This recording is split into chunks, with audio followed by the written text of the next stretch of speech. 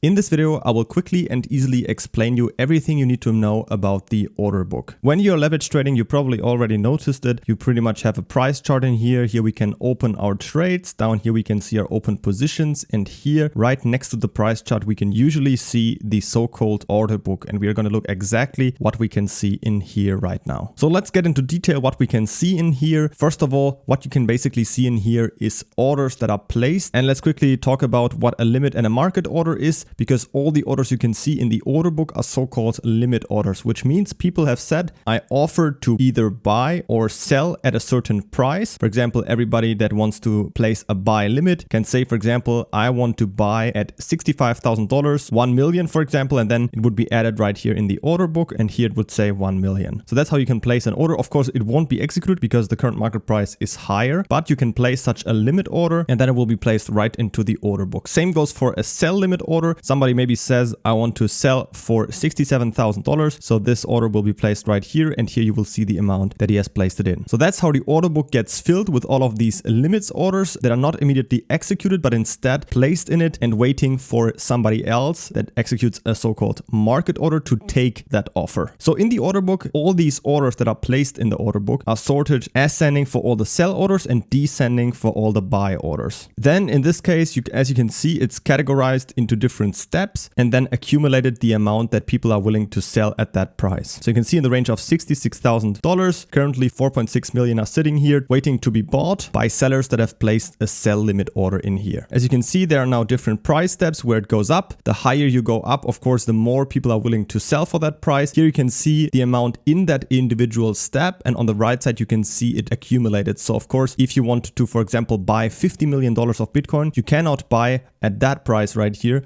because at that price only 5 million are available, as you can see. So if you want to buy 50 million, you need to buy up all these orders up to here and need to pay for your last Bitcoin, of course, a higher price that you can see right here. So your average price will be somewhere here in the middle. Of course, if you're buying a small amount, you can just buy it from these guys down here. Same goes for the buy orders. They are sorted descending. So everybody in here has placed a buy limit order that says, hey, I want to buy Bitcoin at that price. And people with the highest price that are willing to pay the highest price for the Bitcoin, of course, are placed at the top. And again, you can see how many of these people are willing to buy Bitcoin at lower prices. And of course, it's increasing the lower you go. So if we would just have these limit orders, nothing really would happen because they are just placed in the order book and nothing else happens. So how does the actual price movement happen? It happens by the so-called market orders, because market orders, we cannot see them in the order book. They're basically invisible and they are executed immediately when somebody presses on buy or sell market. And what he effectively does is, let's say somebody wants to buy Bitcoin, instead of placing an order book in here, which he would do with the buy limit order, he wants to buy immediately right now. He doesn't want to wait until the price goes down and reaches this price and somebody else takes his order from him. So he wants to buy immediately. And what he does is he just buys the Bitcoin from the lowest price. He wants to pay the least amount of dollars, of course. So he buys it from the lowest down here. Of course, if he buys larger amounts, he may need to pay higher prices depending on how many orders are in that price range. But that's really just what happens. If you use a market order, you're just immediately buying it from the sell limit orders up here. Or if you're using a sell market order, of course, you're basically selling your Bitcoin to these people that are willing to buy down here with these buy limit orders. The price in the middle that you can see right here is basically just the last price that a trade has happened. And that's also what you know as the current Bitcoin price. Basically, it's just the last price that a trade has happened inside of the order book. If you're interested in the best trading platforms to leverage trade crypto, check out the video description. I've linked you my favorites in there, where you can also get the best sign up bonus possible. And if you have any other questions, feel free to ask them in the comments.